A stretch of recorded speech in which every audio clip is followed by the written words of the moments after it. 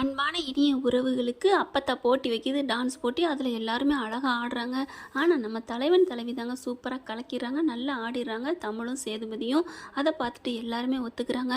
ஆனால் ஈஸ்வரி மட்டும் என்னத்த இப்படிலாம் நீங்கள் ஓரவஞ்சனை பண்ணக்கூடாது, நீங்கள் மனசில் முடிவு பண்ணிக்கிட்டீங்க தமிழுக்கு தான் இந்த 1,00,000 ரூபா காசை கொடுக்கணுன்னு, அதனால அவன் நல்லா ஆடாட்டியும் அவள் தான் நல்லா ஆடுனான்னு பொய் புழுவுறீங்க அப்படிங்கிறாங்க. ஏய் வாயை மூடுறி, எல்லாருமே அப்படியா சொல்லுவாங்க?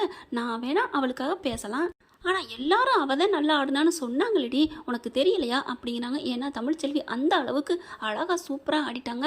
ஆனாலும் நாங்கள் தான் நல்லா ஆடினோம், என் பிள்ளைங்க தான் நல்லா ஆடுனா அப்படி இப்படின்னு சொல்கிறாங்க. அந்த காசு எங்களுக்கு தான் தரணும். உடனே சாவித்திரி என் பிள்ளை தான் நல்லா ஆடுனா எங்களுக்கு தான் தரணும் அப்படின்னு ஆளாளுக்கு அடிச்சுக்கிறாங்க. அதுக்கப்புறம் ராஜாங்கத்திட்டே பொறுப்பை கொடுக்குறாங்க. ராசாங்கம்மா அவங்க தம்பி சன்னாசியுமே நான் பொய்க்குன்னு சொல்லலை, நான் நல்லா பார்த்து ரசித்தது, எல்லாருமே நல்லா தான் ஆடுனீங்க, இருந்தாலும் தமிழும் சேதுபதி நல்லா ஆடுனாங்க அப்படின்னு சொல்லிடுறாங்களா. பின்ன என்னடி பிறகு பேச்சுக்கு வேலையே இல்லை, என் பிள்ளைங்க சொல்லிட்டாங்க அப்படின்னு சொல்லிட்டு இந்த காசை வந்து என் மருமகிட்டையும் என் பேத்திக்கிட்டையும் பேரண்ட்டையும் கொடுக்குறேன் அப்படின்னு சொல்லி கூப்பிட்டு கொடுக்குறாங்க. சேது வரமாட்டேங்கிறாரு. வாயா வா அப்படின்னு சொல்ல, எனக்கு வேணாம் பார்த்தா, அந்த காசுக்காக நான் ஆடினேன், சந்தோஷத்துக்காக நான் ஆடினேன், எனக்கு அந்த காசை பற்றிலாம் பெருசு இல்லை அப்படிங்கிறாங்க. காசு இல்லாத வேணா அதை வாங்கிக்கட்டும், யாரும் காசு இல்லைன்னா வேணான்னு சொல்ல போகிறதில்ல, நாங்களும் காசுக்காக ஒன்றும் ஆடலை, காசு ஒன்று எங்களுக்கு பெருசு தான், ஆனால் அது வந்து அதுவே பெருசுன்னு நான் நினைக்க மாட்டேன், எனக்கும் வேணாம் பார்த்தா அந்த காசு, நீயே வச்சுக்கா பார்த்தா அப்படிங்கிறாங்க. ஐயோ இங்கே பாத்தியா கிழவி, காசோட அருமை தெரியாதவகிட்ட போய் காசை நீட்டிக்கிட்டே இருக்காளே, நமக்கு கொடுக்கக்கூடாதா அப்படின்னு சாவித்திரியும் தாமரையும் புலம்புது. அங்கிட்டு ஈஸ்வரி அதை விட அள்ளு விடுது. அத்தா நீ அந்த காசை எனக்கே கொடுமா அப்படின்னு சாவித்திரி கேட்குது. அத்தை எனக்கு கொடுங்க அத்தை, ஆளுக்கு கேட்குறாங்க. அடியே கூறு கட்டவளுகளை என்னடி பேசுறீங்க, இது யார் ஜெயிக்கிறாங்களோ அவங்களுக்கு தான் நான் கொடுப்பேன்னு சொல்லியிருக்கேன்ல, உங்களுக்கு என்ன அறிவு இல்லையா, போங்கடி அப்படின்னு சொல்லிட்டு, இங்கே பாரு தமிழ்ச்செல்வி, உனக்கு உண்மையிலே அம்மாச்சி மேலே மதிப்பு இருந்துச்சுன்னா பாசம் இருந்துச்சுன்னா இதை காசை வாங்கு அப்படிங்கிறாங்க. வேறு வழியே இல்லை, லாக்கு போட்டுருது பாட்டி. காசை வாங்கிடுறாங்க. வாங்கிக்கிட்டு தேங்க்ஸ் அம்மாச்சி அப்படின்னு சொல்லிட்டு போகிறாங்க. பாடி உன் தேங்க்ஸை கொண்டு போய் உடப்புல போடு, ஆளை பாரு ஆளை, வயிற்றில் புள்ளைய வச்சுட்டு என்ன ஆட்டம் போட்ட, அதுக்காக நீ உனக்கு சிறப்பாக ஆடுன, அதுக்காகத்தான் இந்த பரிசு, போப்பா அப்படிங்கிறாங்க. அடுத்து போச்சே 1,00,000 போச்சே 1,00,000 அப்படிங்கல. இங்கே ஈஸ்வரி பார்க்குது, தாமரைங்கிட்ட அவங்க ஆத்தாலும் மகளும் அந்த காசை எப்படியாவது ஆட்டையை போட்டுறணுமா, ஆமடி அப்படிங்கிறாங்க. இங்கிட்டு பார்த்தா போஸ் அம்மா பார்த்தா அந்த காசை எப்படியாவது போட்டுறணும் அப்படின்னு நினைக்கிறாங்க. அடுத்து தீபாவளிக்கு வெடி வெடிக்கன்னு சொல்லிட்டு வெடி வெடிச்சுக்கிட்டு இருக்காங்க. அப்போ போஸை பார்த்தா செம்ம காண்டாகிறான். நமக்கு காசும் கிடைக்கல, மரியாதையே கிடைக்கல, இவ பாரு வீட்டை விட்டு ஒதுக்கி வச்சிருந்தோம், அவளையே தான் தூக்கி வச்சு கொண்டாடுது இந்த அப்பத்தா கிளவி அப்படின்னுட்டு அவளை ஏதாவது தீர்த்து கட்டணும் அப்படின்னு சொல்லிட்டு போன வருஷம் பண்ணது மாதிரியே தாங்க, அரைச்ச மாவை அரைப்போம்மா அப்படிங்கிற மாதிரி அரைச்சதையே அரைக்கிறாங்க. மறுபடியும் போயிட்டு அதே மாதிரி அதே இடம் அப்படின்ட்டு வச்சிடுறாரு. வெடிச்சிருது. இந்த பிள்ளைக்கும் அம்மான்னு கத்திக்கிட்டு விழுகுது. சேது இங்கே வாயா அப்படின்னு இங்கே கருப்பண்ணை கூப்பிட்றாரு. எல்லாரும் அறக்க பறக்க ஓடி வராங்க. சும்மா சல்லுன்னு அப்படியே வராரு மேலேருந்து கருப்பு போர்வையோட. அப்படியே பார்த்தீங்கன்னா மம்பட்டியான் மாதிரி வந்து ஜம்ப் பண்ணி குதிச்சு அப்படியே ரவுண்டாக உருண்டு போகிறாங்க. ராசாங்க என்னையாச்சு அப்படின்னு ஓடி வராரு. ஐயோ என்னன்னு தெரியலையே, தமிழ்ச்செல்வி வெடிச்சது இப்படி ஆச்சு, பட்டாசு வெடிச்சது அப்படிங்கிறாங்க. எல்லாம் ஓடி வராங்க. என்னாச்சு அப்படின்னு கேட்க, அப்படி பார்த்தா மயக்கத்தில் கிடக்குது இந்த பிள்ளை. தமிழ்ச்செல்வி தமிழ்னு பார்க்குறாரு, கதறாரு, துடிக்கிறாருங்க பயப்புள்ள. அந்த அளவுக்கு அப்பத்தாவுக்கு ரொம்ப சந்தோஷம். அதாவது அடிபட்டு கிடந்தாலும் பொண்டாட்டி மேலே இவ்வளோ பாசமாக இருக்கானே அப்படின்னு அவங்களுக்கு ரொம்ப ஹாப்பியாகிறாங்க. அடுத்து பார்த்தா என்ன ஆகுதுன்னு தெரியல, ரொம்ப காயம் ஏற்பட்டிருக்குமோ அப்படின்னு சொல்லிட்டு உடனே ஹாஸ்பிட்டலுக்கு கூப்பிட்டு போகணும் அப்படிங்கிறாங்க.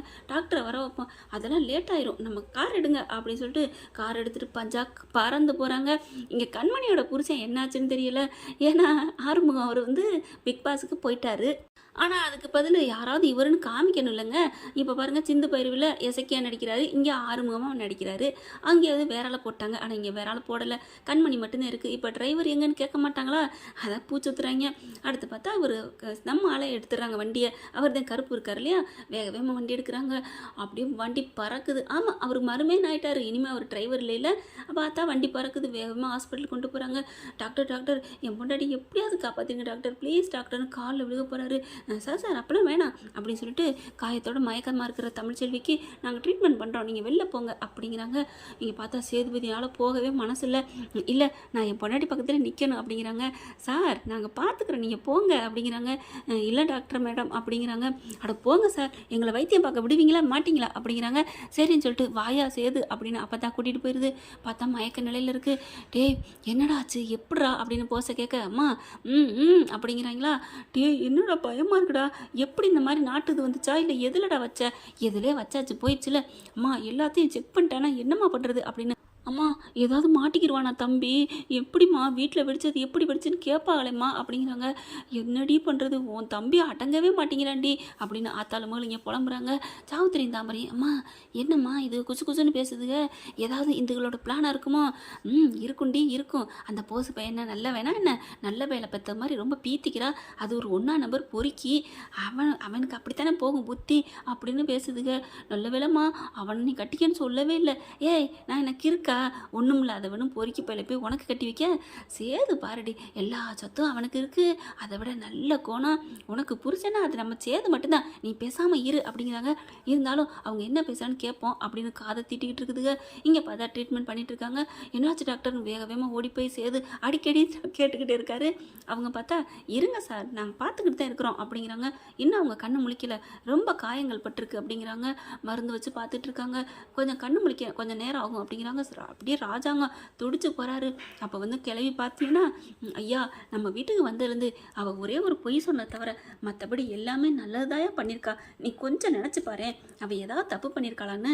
உன்னை தேர்தலை ஜெயிக்க வச்சதுலேருந்து, உன்னை காப்பாற்றினதுலேருந்து, ஏன் இப்போ கூட மருந்தெடுக்க போயிட்டு வந்ததுலேருந்து எல்லாமே நல்லதாப்பா பண்ணியிருக்கிறா. உன்னை அசிங்கப்படுத்த வச்சுருந்தேன் உன் தம்பி பையன் போசு, அதுக்கு அந்த ஃபைலெல்லாம் வாங்கி அவங்க அப்பன் எவ்வளோ பெரிய கெட்டவனாக இருந்தாலும் உனக்கு மானத்தை காப்பாற்றிட்டு தானேப்பா ஜெயிலுக்கு போனா. அப்படி இருக்கையில் நம்ம தமிழ்ச்செல்வி பாவையா, நீ கொஞ்சமாவது மனசார வேண்டிக்கையா அப்படிங்கிறாங்க.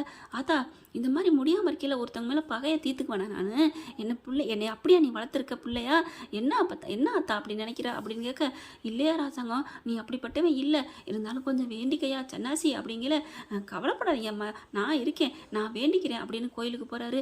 சித்ராவும் ஈஸ்வரி, அம்மா இவருக்கு ஏமா அந்த வேண்டாத வேலை, இவர் எந்த சண்டையில் நம்ம பிடிச்ச, இவரெல்லாம் மனுஷனா பாரு அவளுக்காக வேண்ட போகிறாரு. சரி உடுடி, நல்லவங்களாம் அப்படித்தான் எல்லாரும் நல்லா இருக்கணும்னு நினைப்பாங்க, நம்ம அப்படி இல்லைல்ல நம்ம மட்டும் நல்லா இருக்கணும்னு நினைப்போம் அப்படிங்கிறாங்க. ஆமாம்மா அப்படின்னு ஹைஃபை அடிச்சுக்கிறதுங்க. இதுக்கெல்லாம் ஒரு ஜென்மமாங்க, இப்படி ஒரு ஜென்மம்லாம் எதுக்குங்க பூமியில் பாரமாக இருக்குது அப்படின்னு தான் தோணுது. அடுத்து அவங்க சாமி வேண்டுறாங்க, அடுத்தவங்களுக்காக வேண்டுனா நடக்கும்னு சொல்லுவாங்க இல்லையா, கரெக்டாக சாமி கும்பிட்டுட்டு இருக்காங்க. ராஜாங்க கண்ணை மூடி கடவுள்கிட்ட வேண்டுறாரு. அப்போ பார்க்குது சேது அதை விட அழுகிறாரு மயங்குறாரு. என் பொண்டாட்டி நல்லா ஆகணும், நான் தீச்சட்டி ஏந்துறேன் அப்படி இப்படின்னு பூ மிதிக்கிறேன்னு வேண்டிக்கிறாங்க. கரெக்டாக கண்ணு முழிச்சிடுறாங்க. வெளியில் ஓடி வராங்க நர்ஸு, சார் அவங்க கண்ணு முழிச்சிட்டாங்க அப்படிங்கிறாங்க. கண்ணு முழிச்சிட்டாளா, என் பேத்தி என்ன சொன்னா அப்படிங்கிறாங்க. அவங்க ஏதோ சேது மாமான்னு சொன்னாங்க அப்படின்னு சொன்னோன்னே, ஐயோ மாமாவா அப்படின்னு ராசாங்க எந்திரிக்க, சேது மாமான்றாங்க, சேதுங்கிற வார்த்தை ஒரு வாட்டி வந்துச்சு, அப்புறம் மாமான்னு தான் சொல்லிட்டு இருக்காங்க அப்படின்னு சொன்னதையோட, ஐயா அவள் புருஷனை தாயா கூப்பிட்டுருக்கா, சரிப்பா நீ போய் பாரு அப்படிங்கிறாங்க. சாவித்திரி உடனே, என் தம்பி நீ நில்றா அப்படிங்கிறாங்க. என்னத்த நீலாம் போகக்கூடாது, நீ எதுக்கு அவளை போகணும், ஏய் என்னடி பேசிகிட்டு இருக்க, அவன் தான் கூட்டிகிட்டு வந்தது ஒரு மனிதாபிமானத்துக்கு ஏதோ காப்பாற்றுறதுக்கு, உயிரை காப்பாற்ற கூட்டிகிட்டு வந்துட்டான், மற்றபடி அவள் துரோகி, அவளை நீ போய் பார்க்க போகாதப்பா அப்படின்னு கையை பிடிக்க, கையை அப்படி உதறிட்டு, யாரை பார்த்து என்ன பேசுகிறீங்க, அவள் என் பொண்டாட்டி, இன்னைய வரைக்கும் அவன் எனக்கு பொண்டாட்டியாக தான் இருக்கா அப்படின்ட்டு உள்ளார போகிறாரு வேகமாக. அடப்பாவி இவன் எப்படா மாறுனேன், என்ன இப்படி போச்சு அப்படிங்கிற சித்ரா ஈஸ்வரி சித்ராவை, உனக்கு தேவை அந்த மானம் கெட்ட பொழப்பு, எதுக்கடி இந்த அவமானம் அப்படிங்கிறாங்க. என்ன மதனி நீ இதை கேட்கத்தானே இருந்த, அதான் நான் தப்பிச்சுக்கிட்டேன், நல்ல வேலை அவன் பக்கத்தில் நான் இருந்தேன்னா நானும் இப்படி தான் கையை பிடிச்சிருப்பேன், நீ பட்ட அசிங்கத்தை நானும் பட்டிருப்பேன், என் மூக்கும் உடஞ்சிருக்கும், நல்ல வேலை நாங்கள் தப்பிச்சுக்கிட்டோமே அப்படிங்கிறாங்க. மதனி அப்படிங்குது. இவர் பார்த்தா உள்ளுக்க ஓடுறாரு சேது. தமிழின்னு ஓடையில் கண்ணை மூடிட்டு இருக்கவங்க மறுபடியும் திறக்கிறாங்க. மாமா அப்படிங்கிறாங்க. உனக்கு ஒன்றும் இல்லை நான் இருக்கேன்டா அப்படிங்கிறாங்க. கை காலெல்லாம் அப்படி புண்ணாக இருக்குது. டாக்டருக்கு படிக்க நினச்ச ஒன்றை இப்படி பண்ணிட்டாங்களம்மா, ஊருக்கெல்லாம் நல்லது தானே பண்ண நினச்சேன், உனக்கு ஏன் இப்படி அப்படின்னு அப்பத்தா உள்ளார பேசுது. ஏன்னா அப்பத்தா இருக்க முடியலை, உள்ளுக்க தள்ளிக்கிட்டு வருது, ஒருத்தர் தான் போகணும் அப்படின்னு சொல்கிறாங்க. அட போமா, ஒருத்தருக்கு இன்னொருத்தர் வந்தால் என்ன, அப்படிலாம் ஒன்றும் ஆகாது, ரொம்ப ரூல்ஸ்னு பண்ணுறீங்க அப்படிங்கிறாங்க. என்னம்மா எங்களோட ரூல்ஸ் அதாம்மா, அப்புறம் எங்கள் வேலை போயிடும் அப்படின்னு நர்ஸு சொல்கிறாங்க. அம்மா புண்ணியவதி உனக்கு புண்ணியமாக போகும், 2 நிமிஷம் என் பேத்தியை பார்த்துட்டு நான் வந்துடுறேன், அதுக்கப்புறம் நீங்கள் எவ்வளோ நேரம் வேணால் தனியாக வச்சுக்கோங்க அப்படின்ட்டு உள்ளார வந்துடுறாங்க. ஆத்தா தமிழ் அப்படின்ட்டு, அம்மாச்சி அப்படிங்கிறாங்க. கூறு கட்டவளை என்னடி பண்ணுற இப்படி, எங்களை விட்டு போக பார்த்தியாடி அப்படின்னு செல்லமாக அடிக்கிறாங்க. இல்லை அம்மாச்சி உங்களை விட்டு போக மாட்டேன் அம்மாச்சி, என்னென்னு தெரியல அம்மாச்சி, அங்கே இருந்ததெல்லாம் நான் எடுத்து வச்சு வெடித்தேன், எப்படின்னு தெரியலையே அம்மாச்சி அப்படிங்கிறாங்க. அதான் எனக்கு தெரியலை அப்படிங்கல சேது பார்க்குறாங்க. கண்டிப்பாக அது யார் பண்ணால் நான் எடுப்பேன் கண்டுபிடிப்பேன் அப்படிங்கிறாரு. எப்படியா என்ன அப்படிங்கிறாங்க. வேற யார் பண்ணியிருக்க போறா, அந்த போஸ் தான் பண்ணியிருக்கணும் அப்படிங்குது அம்மாச்சி. யாரும் தெரியாமல் நம்ம சொல்லக்கூடாது அம்மாச்சி அப்படின்னு தமிழ் சொல்ல, நீ இவ்வளோ நல்ல மனசாக இருக்கியடி அப்படிங்கிறாங்க. கண்டிப்பாக இது வெடி வாங்குற இடத்துல நான் கண்டுபிடிப்பேன், அவன் யார் வச்சதுன்னு கூட நான் பார்ப்பேன் அப்படிங்கிறாங்க. அதுக்கப்புறம் நீ இங்கே இரு நான் வர்றேன் அப்படின்னு சேது கிளம்புறாரு. வெளியில் போகும்போது கண்மணியும் வந்துடுறாங்களா. கண்மணி வந்து அண்ணே அப்படிங்கிறாங்க. அண்ணே உங்ககிட்ட ஒன்று சொல்லணும் அப்படிங்கிறாங்க. என்னம்மா, நீ வானே அப்படின்னு தனியாக கூட்டி போகிறாங்க. இங்கே பாருங்கண்ணே அப்படின்னு காமிக்க பார்க்குறாங்க. என்னம்மா இது யார் கொண்டாந்து போஸ் வச்சுட்டு போகிறான், தமிழ் செல்வி வெடிச்சுக்கிட்டு இருக்கா. ஆமாண்ணே இங்கே பார்த்தியா அப்படிங்கல.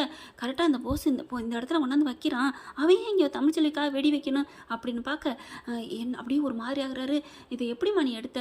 இல்லைண்ணே நம்ம மெமரியாக இருக்கட்டும்னு சொல்லிட்டு எல்லாரையும் வீடியோ எடுத்துக்கிட்டு இருந்தேனே, உட்காந்துக்கிட்டு தான் நான் இருக்கேன், அதனால வீடியோ எடுத்துகிட்டு இருந்தேன். கரெக்டாக பார்த்தா இவன் வச்சுருக்கான், நான் அதை கூட பார்க்கல. இப்போ யதார்த்தமாக பார்த்துட்டு இருந்தேன், என்ன நடந்துருச்சு எப்படி நடந்துச்சுன்னு நான் யதார்த்தமாக ஃபோனில் பார்த்தேன், கரெக்டாக பிடிபட்டுருச்சுன்னு. அப்போ அந்த போஸு தானே இப்படி பண்ணியிருக்கான். போஸு அப்படின்னு வேகமாக எந்திரிக்க கையை பிடிக்கிறாங்க.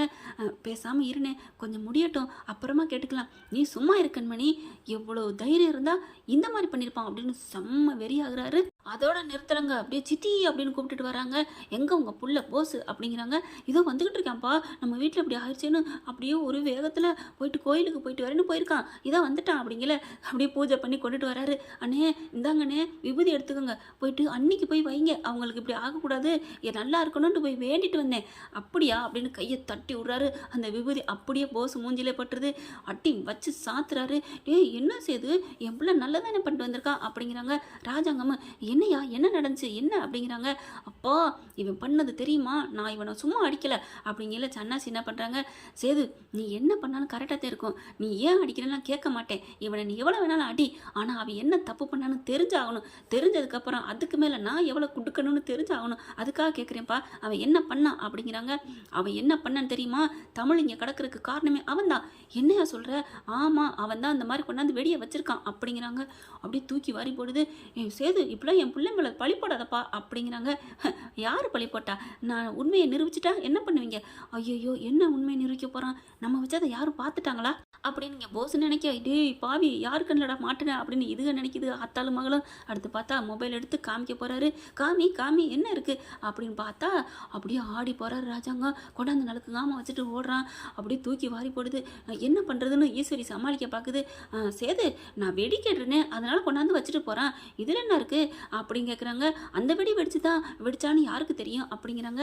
அது சரி நீங்கள் நின்று வெடிச்சிட்டு இருக்கிறது அங்கே, உங்கள் புள்ள கொண்டாந்து கொடுக்கணும்னா உங்ககிட்ட இல்லை கொடுக்கணும், ஏன் பொண்டாட்டிகிட்ட வைக்கணும் அப்படின்னு சொன்னோன்னே என் பாட்டிக்கு சந்தோஷம், என் பொண்டாட்டின்னு சொல்லிட்டானே அப்படின்னுட்டு.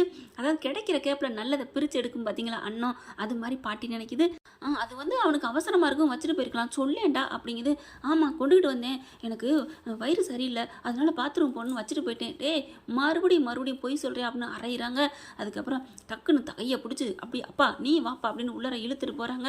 தமிழ் செல்வி பார்த்தீங்கன்னா அப்படியே லைட்டாக அரை மயக்கத்தோடு இருக்காங்க. தமிழை நீ எழுப்புறாங்க. என்னம்மாமா அப்படின்னு கேட்க, இங்கே பாரு நீ எந்த வெடி வெடிச்ச அப்படிங்கிறாங்க. அது வந்து நிறையா வெடிச்சிட்டு இருந்தேன் மாமா, ஒரு பச்சை கலரில் பேப்பர் சுற்றி இருந்துச்சு, நீளமாக இருந்துச்சு, நல்லா நீளமாக இருக்கே அப்படின்னு அதைத்தான் மாமா வெடித்தேன். அப்படியே சூப்பராக பாயிண்டை கொடுத்துட்டாங்க. போதுமாப்பா பார்த்தீங்களா, இவன் தான் கொண்டாந்த வெடி தான் அந்த இது அவள் வெடிச்சிருக்கா, இப்போ இருந்து தெரியுதா அப்படிங்கிறாங்க. ஈஸ்வரினால ஒன்றும் சொல்ல முடியல. இப்போ என்னடா சொல்ல போகிற, நீ வச்சதில் தான் அப்படி பண்ணியிருக்கு. மாமா அவங்க கடைக்காரங்க ஏதாவது இன்னமும் பொய்யாடி சொல்கிற அப்படின்னு சொல்லிட்டு சன்னாசி போய் பொண்டாட்டி போலான்னு அறையிறாரு. என்ன ஃப்ரெண்ட், இனியாவது போஸையும் அவங்க ஆத்தாலையும் வீட்டை விட்டு விலக்கி வைப்பாங்களா? என்னமோ போங்க. அதை நேற்று சாவுத்திரி சொல்லிச்சே, நம்ம தப்பு பண்ணால் மட்டும் மன்னிக்கிறதுக்கு லேட் ஆக்குறாரு அண்ணே, தமிழ்ச்செல்வி தப்பு பண்ணால் உடனே மன்னிச்சிட்டாருன்னு. ஆக மொத்தம் இந்த அம்மா சொல்கிறதுல என்ன புரியுது, யார் என்ன வேணாலும் தப்பு பண்ணலாம், அவங்க மன்னிக்கிற கால நேரங்கள் மட்டும் கூட்டுறதும் குறைச்சிக்கிறதும் இருக்குதுங்க. ஆக தப்பு பண்ணவங்கள வெளியில் அனுப்புறது இல்லை, ஜெயிலுக்கு அனுப்புறது இல்லை அப்படின்னு முடிவு பண்ணிட்டாங்க. இவரெல்லாம் ஒரு எம்எல்ஏ, தீர்ப்பு சட்டம்னா ஒன்று தானங்க, தப்புனா தப்பு தான், அவங்கள உடனே தண்டிக்கணும். பார்க்கலாம் என்ன நடக்க போகுதுன்னு. இந்த பற்றி உங்களுக்கு பிடிச்சிருந்துச்சுன்னா உங்கள் பொண்ணான கையில் ஒரு லைக்கை போட்டு சப்ஸ்கிரைப் பண்ணிடுங்க. Thank you friends.